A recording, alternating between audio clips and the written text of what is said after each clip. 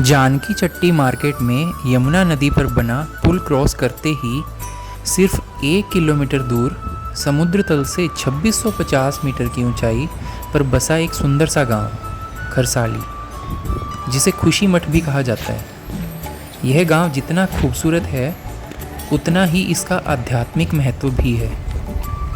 यह गांव यमुना मैया का शीतकालीन निवास स्थान है।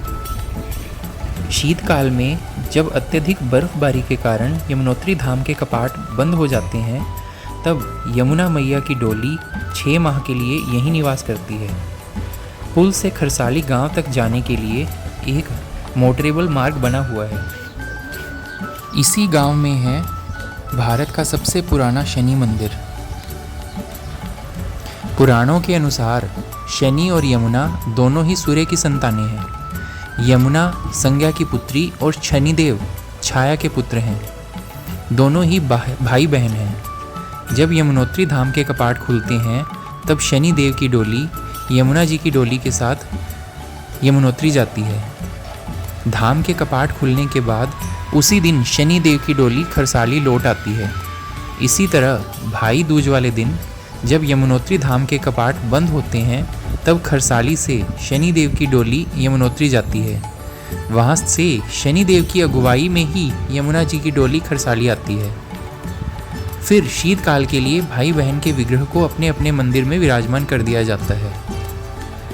खरसाली को यमुना जी का मायका भी कहा जाता है।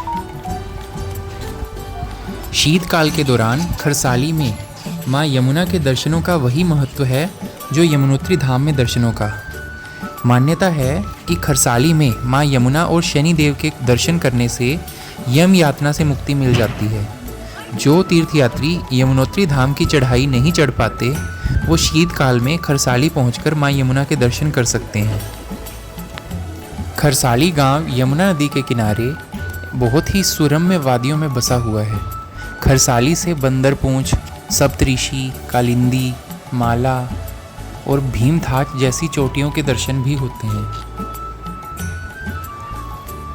शीतकाल के दौरान आसपास की पहाड़ियाँ बर्फ की सफ़ेद चादर ओढ़े रहती हैं। जनवरी के दौरान खरसाली में भी जमकर बर्फबारी होती है। यहाँ शनि देव के मंदिर में 2 पात्र मौजूद हैं। इनमें एक आकार में छोटा और एक बड़ा है। कहा जाता है कि कार्तिक अमावस्या और कार्तिक पूर्णिमा की रात में ये पात्र अपने आप पश्चिम से पूर्व और पूर्व से पश्चिम की दिशा बदल लेते हैं। इन पात्रों को रिखोला और पिखोला कहा जाता है, जो पीढ़ियों से जंजीर में बंधे हुए हैं। मान्यता है कि अज्ञातवास के दौरान पांडवों ने इस मंदिर का निर्माण करवाया था। तब पांडव खरसाली के निकट लाखा मंडल तक भी आए थे। यह 4 मंजिला मंदिर पत्थर और लकड़ी से निर्मित है।